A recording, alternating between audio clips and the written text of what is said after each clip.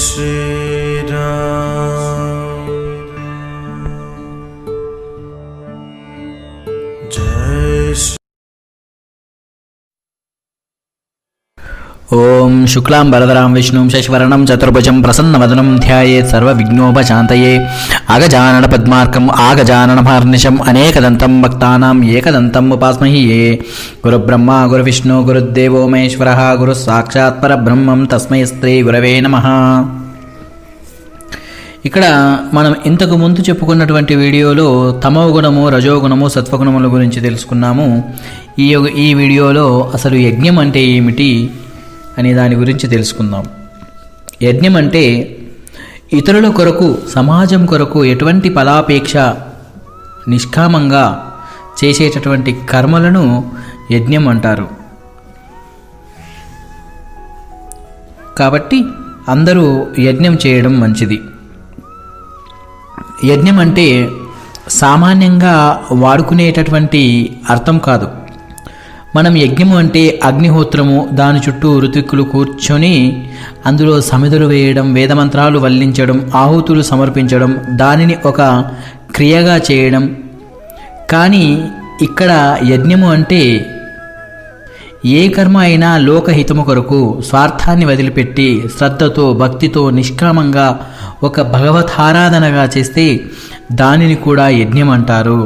మనం ఊరికే ఇలా కూర్చొని దాని చుట్టూ నలుగురు కూర్చొని అవి వేస్తేనే యజ్ఞం కాదు।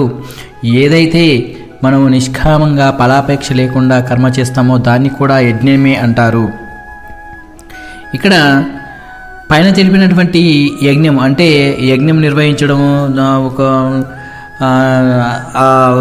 ఋషులు కూర్చోవడము, దాంట్లో సమిధులు వేయడము, నెయ్యి వేయడము, ఆ తర్వాత నవధాన్యాలు వేయడము, ఇటువంటిది చాలా వ్యయంతో కూడుకున్నటువంటిది। కానీ మనోయజ్ఞానికి ఎటువంటి ఖర్చు ఉండదు, ఎవరైనా చేయవచ్చు। పైన చెప్పినట్టు ఏ కర్మ చేసినా దానికి లభించే ఫలము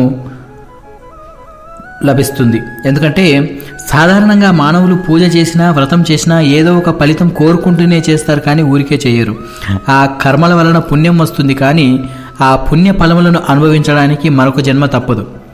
అందుకని అసలు పూజలు వ్రతాలు చేయకుండా ఉంటే సరి అని కొందరు అనుకుంటారు।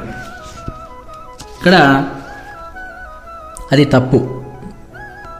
సకామంగా ఫలమును కోరి చేస్తేనే ఆ కర్మ బంధనములను కలుగజేస్తుంది। నిష్కామంగా సమాజ హితం కోరి చేసేటటువంటి కర్మ ఏ పని చేసినా అది పరమాత్మకు చేసే పూజ అనేటటువంటి భావనతో చేస్తారు, కాబట్టి దానివల్ల ఎటువంటి బంధనములు కూడా అంటుకోవు।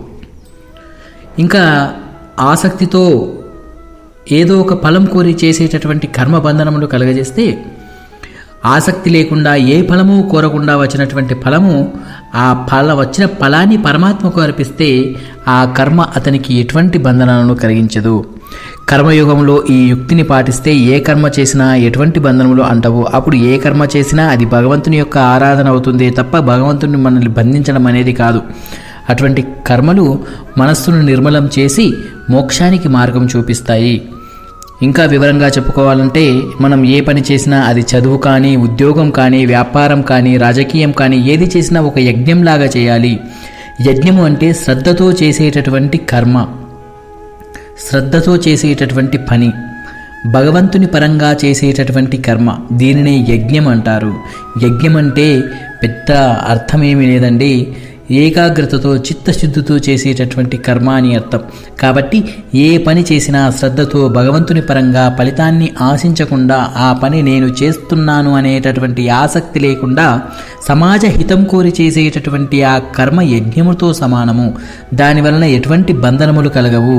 అలా కాకుండా ఈ పని చేస్తే ఈ ఫలితం వస్తుంది, అది నేనే చేస్తున్నాను, ఈ పనిని నేను తప్ప మరెవరూ చేయలేరు, ఈ పనికి కర్త కర్మ క్రియ అంతా నేనే అనేటటువంటి అహంకారముతో చేస్తే ఆ పని తప్పకుండా బంధనాలను కలిగిస్తుంది।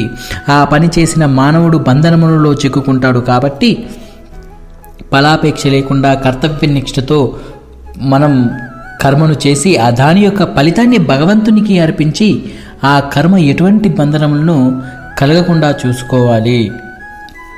ఇక్కడ ఈ ఫలితం నాది అనేటటువంటి భావన ఆ ఫలితం నీది అనేటటువంటి భావన అనవసరం. యజ్ఞం అంటే శ్రద్ధతో చేసే ఏ పని అయినా యజ్ఞమే. ఏ పని చేసినా త్యాగ బుద్ధితో చేయాలి, కానీ స్వార్థ బుద్ధితో చేయకూడదు.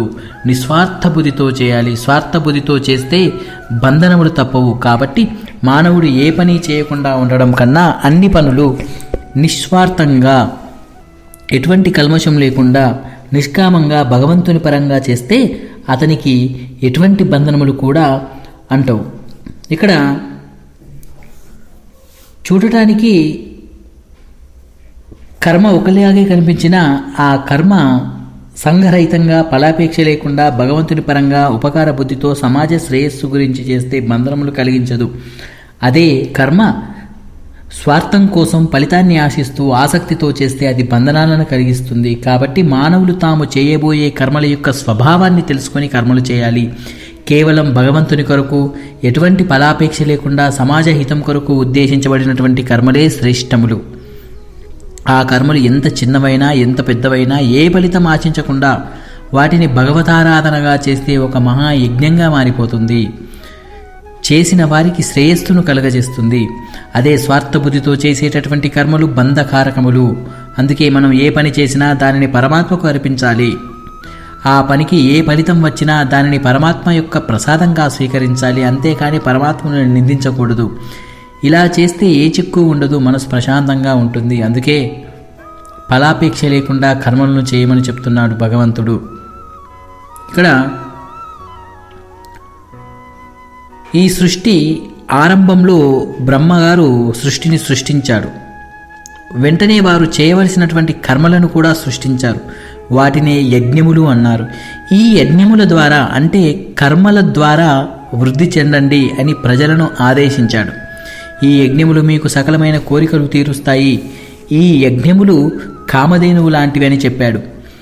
దీనిని సాధారణంగా అర్థం చెప్పుకోవాలంటే ఏ వ్యక్తి అయినా పుట్టగానే వాడు చేయవలసినటువంటి కర్మ కూడా పుడుతుంది.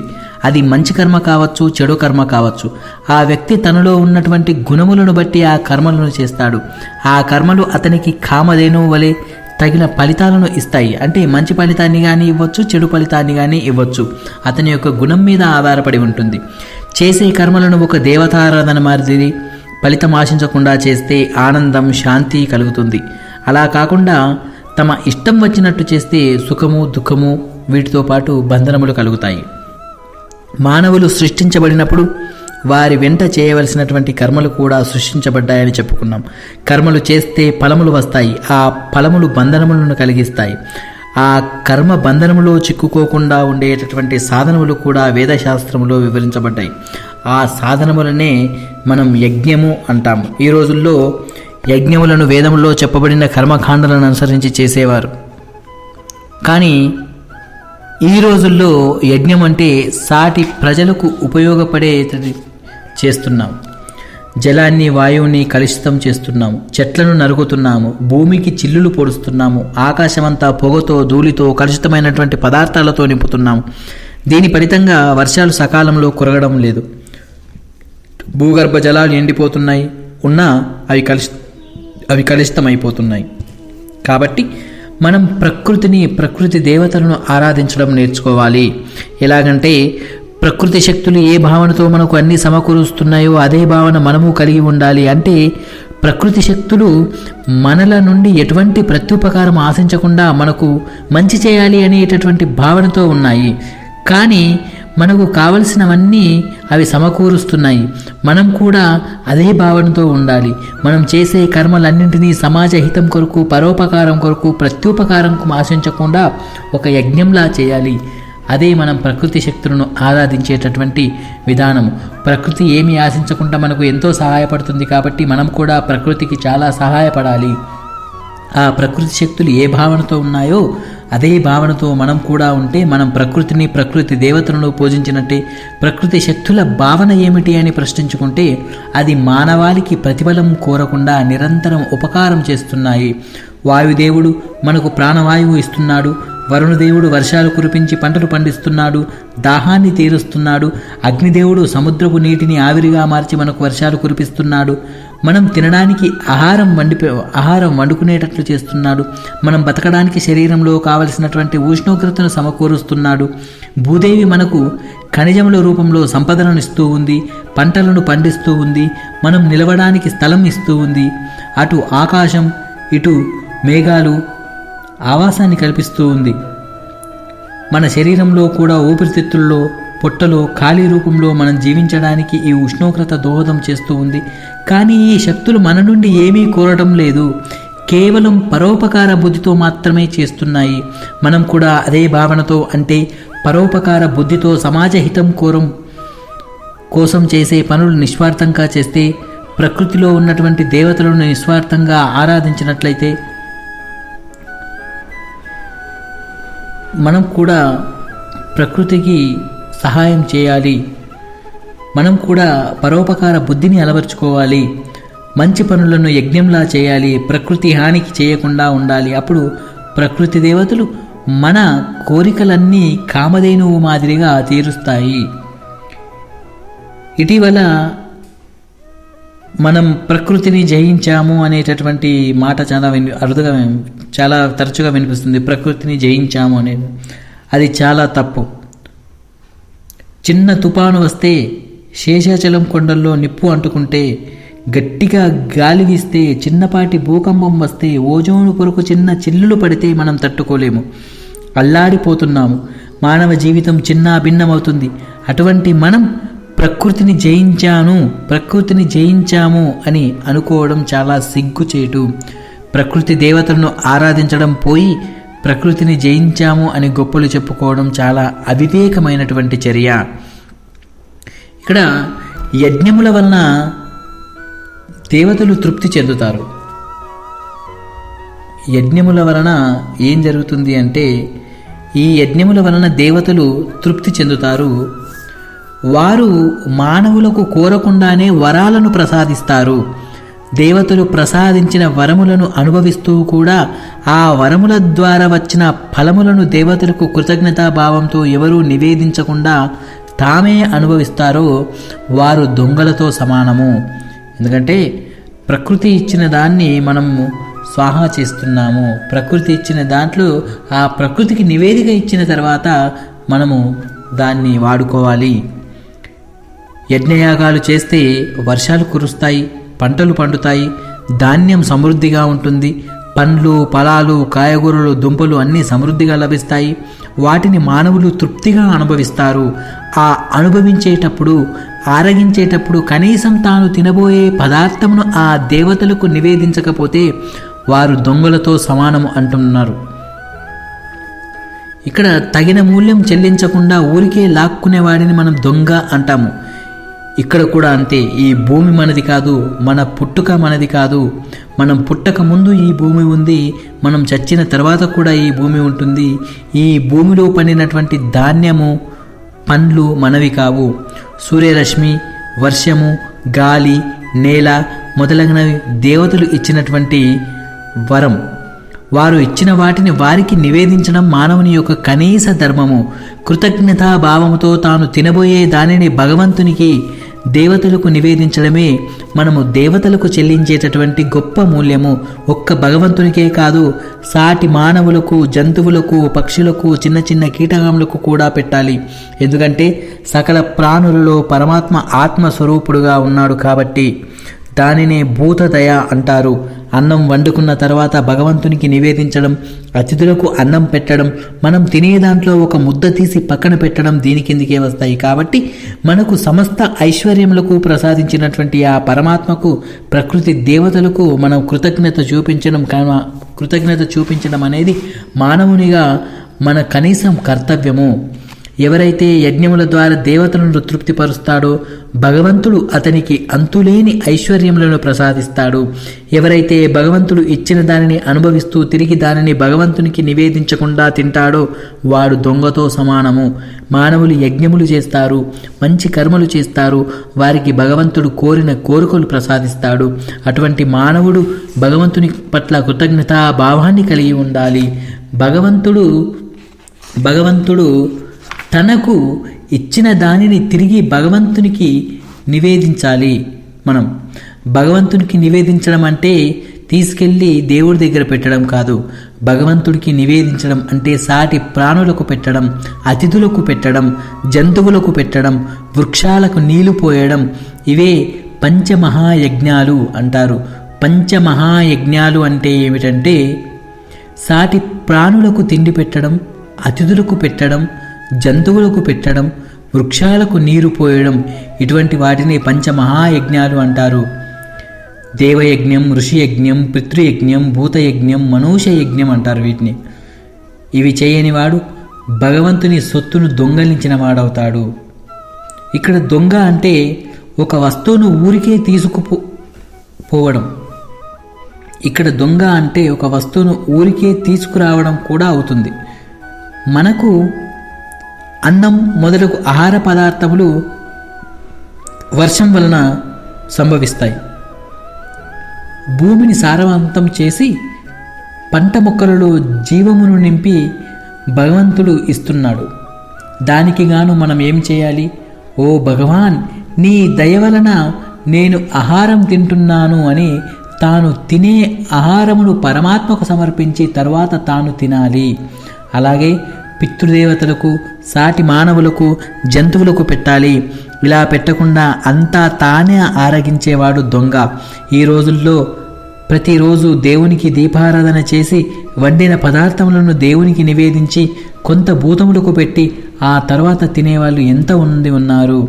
తాను తినే ముందు పరమాత్మకు నివేదించకుండా తినేవాడు ఎంత విద్వాంసుడైనా, ఎంత ధనవంతుడైనా, ఎంత గొప్పవాడైనా, ఎంత పెద్ద రాజైనా భగవంతుని దృష్టిలో అతను ఒక దొంగతో సమానము. మరి ఆ దొంగకు శిక్ష పడాలి కదా. ఈ రోజుల్లో సంభవించేటటువంటి అతివృష్టి, అనావృష్టి, అగ్ని ప్రమాదాలు, భూకంపాలు, తుఫానులు ఇవన్నీ శిక్షలే. కాబట్టి మనకు ఉన్నది పరమేశ్వరునికి అర్పించడం, అతిథులకు అన్నం పెట్టడం, పేదవారికి, లేని వారికి ఉన్నంతలో సహాయం చేయడం, సాటి జంతువులకు ఆహారం పెట్టడం, చెట్లను సంరక్షించడం, ప్రకృతిని ఆరాధించడం, భగవంతుని మీద భక్తి కలిగి ఉండడం, పరోపకార దృష్టిని అలవర్చుకోవడం, ఇవన్నీ భగవంతునికి మనం చూపేటటువంటి కృతజ్ఞత భావముతో కూడుకున్నవి. ఏ దోషమునకైనా, ఏ నేరానికైనా పరిహారం ఉంటుంది. చివరకు హత్య కూడా పరిహారం ఉంటుంది. కానీ కృతజ్ఞుడికి, అంటే చేసిన మేలు మరిచిపోయేవాడికి పరిహారం అంటూ ఉండదు. కాబట్టి మనం ఆ పరమాత్మకు ఏ ప్రతిఫలాపేక్ష లేకుండా మనకు అన్నీ సమకూర్చేటటువంటి పంచభూతములకు, వాటి అధిష్టాన దేవతలకు మనం ఎల్లప్పుడూ కృతజ్ఞతా భావంతో ఉండాలి. ఆ కృతజ్ఞతను ఎలా చూపించాలి అంటే యజ్ఞశిష్టమైనటువంటి ఆహారమును, అంటే పరమాత్మకు నివేదించినటువంటి ఆహారమును తినేవారికి సకల పాపములను తొలగిపోతాయి. కేవలం తన శరీర పోషణకు మాత్రమే ఆహారం వండుకొని తినేవారు పాపాన్ని తింటున్నట్టు లెక్క. మనం చేసే కర్మ మన శరీరాన్నే కాకుండా మన మనస్సును, బుద్ధిని కూడా పవిత్రం చేయాలి. దానికి నిర్దేశించబడినవే పూజలు, వ్రతాలు, యజ్ఞాలు మొదలైనటువంటి పవిత్రమైనటువంటి కార్యాలు. పరమాత్ముడు మనకు ఇష్టమైన ఒక రూపంలో పూజించడం, అర్చించడం, ఆరాధించడం, మనం వండుకున్నది నివేదించడం, దానిని ప్రసాదంగా భుజించడం, భగవంతుని ఆరాధించి దేవతలకు కృతజ్ఞతలు చెప్పి తాను వండుకున్న ఆహారమును భగవంతునికి, దేవతలకు నివేదించి సాటి మానవులకు, సాటి భూతములకు కొంచెం పెట్టి మిగిలింది తినేవాడే సకల పాపముల నుండి విముక్తుడవుతాడు. సర్వఖిల్బిషై అంటారు భగవద్గీతలో ఒక శ్లోకంలో. సర్వఖిల్బిషై అంటే ఏదో 1-2 పాపములు కాదు, సకల పాపముల నుంచి విముక్తి లభిస్తుంది. అటువంటి వాడు అసలు పాపములే చెయ్యడు, ఇంకా విముక్తి ప్రసక్తే లేదు అని అనుకోవాలి. కాబట్టి మనం ఆరగించే ఏ పదార్థమైనా ముందు భగవంతునికి నివేదించి ఆరగించడం మంచిది. అలాగే సాటి జంతువులకు, కీటకాలకు కూడా కొంచెం పెట్టాలి, అతిథులకు పెట్టాలి. ఏదైనా తన శక్తి కొలది మాత్రమే చేయవచ్చు. అలా కాకుండా కేవలం తన కోసమే ఆహారాన్ని తయారు చేసుకొని తినేవాడు పాపమును తింటున్నట్టు లెక్క. ఇక్కడ దొంగ వస్తువును తినేవాడు పాపమును తింటున్నాడు అని చెప్పి అన్నాం. అటువంటి పాపమును తిన్నవాడికి శరీరం అంతా దుష్ట భావనతో నిండిపోతుంది. అతని పతనం అతడే కొని తెచ్చుకుంటాడు. కాబట్టి స్వార్థపరులు, కృతజ్ఞులు పాపమును మూటగట్టుకుంటారు, పాపమును తింటున్నారు. అందుకే పంచమహాయజ్ఞాలు ఏర్పడ్డాయి. ఇక్కడ ఇంతకు ముందు కూడా చెప్పుకున్నాము. పంచమహాయజ్ఞాలు అంటే ఏంటంటే దేవయజ్ఞము, పితృయజ్ఞము, మనుష్యయజ్ఞము, బ్రహ్మయజ్ఞము, భూతయజ్ఞము. దేవయజ్ఞము అంటే దేవతలను ఆరాధించడం, దేవతలను ఆరాధించుటయే దేవయజ్ఞము. పితృయజ్ఞము చనిపోయిన పూర్వీకులకు జలతర్పణములు, పిండ ప్రదానములు అంటే శ్రాద్ధ కర్మలను చేయడం, ఇదే పితృయజ్ఞము అంటారు. మనుష్య యజ్ఞము అంటే సాటి మానవులకు తనకు ఉన్నదానిలో పెట్టడం, అంటే అతిథులకు అన్నం పెట్టడం అన్నమాట. దీనిని మనుష్య యజ్ఞం అంటారు. బ్రహ్మయజ్ఞం అంటే వేదములను, శాస్త్రములను శక్తి కొలది అధ్యయనం చేయడం, ఇతరులకు చెప్పడం, ఇతరులు చెప్పే ప్రవచనములను వినడం, వాటిని ఆచరించడం, వీటిని బ్రహ్మయజ్ఞం అంటారు. భూతయజ్ఞము, భూతయజ్ఞం అంటే సాటి జంతువులకు, క్రిమి కీటకములకు ఆహారం ఇవ్వడం. మనం తినే అన్నంలో ఒక ముద్ద పక్కన పెడితే అది చిన్న చిన్న చీమలు, పక్షులు, కుక్కలు మొదలగు పెంపుడు జంతువులు మొదలగునవి తింటాయి. పచ్చని చెట్లను నరకకుండా వాటిని నీరు పోసి పెంచడం కూడా ఒక భూతయజ్ఞంతోనే సమానం. ఇది మనం ప్రకృతి దేవతలకు కృతజ్ఞత తెలియజేసేటటువంటి విధానం. అలా చేసిన వారికి పాపం అంటదు. కేవలం తాను మాత్రమే తింటే, అంటే ప్రకృతిని తన స్వార్థానికి ఉపయోగించుకుంటే వారు పాపములు తింటున్నట్టు లెక్క. ఎవరైతే ఆహార పదార్థాలను ముందు భగవంతునికి నివేదించి తర్వాత తాను తింటాడో అతను సకల పాపముల నుంచి విముక్తుడై పొందుతాడు. అందుకే భగవంతుని ప్రసాదమునకు మనం అంత విలువ ఇస్తున్నాము. అది ఏదైనా కానీ భగవంతుని ప్రసాదం అంటే కళ్ళకు అద్దుకొని ఆరగిస్తాము. అలా కాకుండా కేవలం తన కోసం మాత్రమే వండుకుంటూ తనే తినేవాడు పాపమును తింటున్నాడు అని అర్థం. పాపమును మూటగట్టుకుంటాడు. ఈ సందర్భంగా శంకరాచార్యుల వారు ఏమన్నారంటే, ఎవరైతే భగవంతుని పూజించి భగవంతునికి నివేదించినటువంటి పదార్థములు తింటాడో అది అతనికి అమృతంతో సమానమవుతుంది. అతడు అన్ని పాపముల నుంచి విముక్తుడవుతాడు. అలా కాకుండా కేవలం తన స్వార్థమును చూసుకుంటూ తన కోసమే వండుకొని తినేవాడు పాపమును తింటున్నట్టు, వాడు పాపం చేస్తున్నట్టు గుర్తించాలి. ఇక్కడ భగవంతుడు మనకు అన్నీ ఇచ్చాడు. తినడానికి తిండి, కట్టడానికి బట్ట, ఉండడానికి ఇల్లు, గాలి, వెలుతురు, నీరు అన్నీ ఇచ్చాడు. భగవంతునికి కనీసం కృతజ్ఞత చూపవలసినటువంటి బాధ్యత మన మీద ఉంటుంది. దానిని ఏమంటారంటే పూజ అంటారు. పూజ తర్వాత భగవంతుడు మనకు ఇచ్చిన దానిని తినే ముందు భగవంతునికి అర్పించి తినడం మన యొక్క కనీస ధర్మం. భగవంతునికి అర్పించడం అంటే భగవంతుని స్వరూపులైనటువంటి సాటి మానవులు, సాటి జంతువులు, పితృదేవతలు, వృక్షాలు, అవి కూడా మనకు ఎటువంటి స్వార్థం లేకుండా ఎంతో సహాయం చేస్తున్నాయి. అందుకే పంచమహాయజ్ఞాలు చేయమన్నారు. వాటి గురించి పంచమహాయజ్ఞాలు అంటే ఏంటో నేను ఇంతకు ముందుగానే చెప్పాను. ఇక్కడ అలా చేసినటువంటి పంచమహాయజ్ఞాలు చేసినటువంటి వ్యక్తులకు శ్రేయస్సు, పరమ శ్రేయస్సును భగవంతుడు కలుగజేస్తాడు. అసలు శ్రేయస్సు అంటే ఎలా కలుగుతుంది అని మనకు క్వశ్చన్ రావచ్చు. మనం తినే ఆహారాన్ని భగవంతునికి, దేవతలకు అర్పిస్తే దాన్ని మనం ప్రసాదం అంటారు. ఆ ప్రసాదాన్ని ఆరగిస్తే అది మన శరీరాన్ని, మనస్సును పవిత్రం చేస్తుంది. మనస్సు పవిత్రమైతే పాపాలు నశించిపోతాయి. పాపాలు నశిస్తే మనస్సు ఆత్మవైపు తిరుగుతుంది. మనస్సు ఆత్మవైపు తిరిగి ఆత్మలో లీనమవుతుంది. దాని ద్వారా మోక్షానికి మార్గం సులభమవుతుంది. ఇదే మనకు కలిగేటటువంటి శ్రేయస్సు. ఇలా చేయకపోతే మనం వండుకున్నది మనమే తింటే, ఎల్లప్పుడూ స్వార్థబుద్ధితో ఉంటే మనం పాపం తింటున్నట్టు అవుతుంది. దానితో మనసు మలినమవుతుంది. అది ఎప్పుడూ ప్రాపంచిక విషయములలో విషయవాంఛల వైపు తిరుగుతుంది, కానీ ఆత్మవైపు ఎప్పుడూ ప్రయత్నించదు. అటువంటి వాడి యొక్క ఆత్మ మోక్షానికి సరిపోదు. వాడికి మోక్ష మార్గం అనేది ఉండదు. పాప మార్గంలో పడి కొట్టుకుంటూ చావు పుట్టుకల మధ్య పడి సతమతమవుతుంటాడు. కాబట్టి భగవంతునికి మనం ఎప్పుడైనా సరే తినేటప్పుడు ఒక ముద్ద భగవంతునికి నివేదించి ఆ ముద్దని ఏదో పశుపక్షాదులు చెములో కీటకాలు తింటాయి కాబట్టి వాటికి నివేదించుకోవడం అనేది ఒక మానవునిగా మనకు ఉండవలసినటువంటి కనీస ధర్మం. ఇక్కడ మనం చేసే కర్మలు అన్నీ ఏదో ఒక ఫలాన్ని ఇస్తాయి. అది మంచి ఫలం కావచ్చు, చెడు ఫలం కావచ్చు. దానిని మనం అనుభవించాలి. అది మనకి సుఖాన్ని కానీ ఇవ్వచ్చు, దుఃఖాన్ని కానీ ఇవ్వచ్చు. సుఖం వస్తే సంతోషిస్తాం, దుఃఖం వస్తే ఏడుస్తాం. అది కర్మలు పరమాత్మ పరంగా ఒక యజ్ఞంలాగా శ్రద్ధతో ఎటువంటి ఫలాపేక్ష లేకుండా స్వార్థ బుద్ధి లేకుండా చేసి అలా చేయగా వచ్చినటువంటి ఫలములను పరమాత్మకు అర్పించి వాటిని పరమాత్మ ప్రసాదంగా స్వీకరిస్తే ఆ ఫలం నాది కాదు, పరమాత్మ ఇచ్చింది అనుకుంటే సుఖం ఉండదు, దుఃఖము ఉండదు. మనసు ప్రశాంతంగా ఉంటుంది. మనసు ప్రశాంతంగా ఉంటే మనలో ఉన్న పాపాలు నశించిపోతాయి. కానీ అదే కర్మ ఫలాలను ఈ పని నేను చేశాను, ఈ ఫలితం నా వలన వచ్చింది అనే కృతత్వ భావనతో స్వార్థబుద్ధితో స్వీకరిస్తే చివరకు దుఃఖం మిగులుతుంది, మనస్సు వికలమవుతుంది, ప్రశాంతత కరువవుతుంది. ఏది కావాలో ఇప్పుడు మనమే తేల్చుకోవాలి. ఇక్కడ ఈ వీడియోలో ఇంతవరకు పంచయజ్ఞాల గురించి, తర్వాత యజ్ఞాల గురించి తెలుసుకున్నాము. ఇంకా నెక్స్ట్ వీడియోలో ఇంకా కొన్ని విషయాలు తెలుసుకుందాము.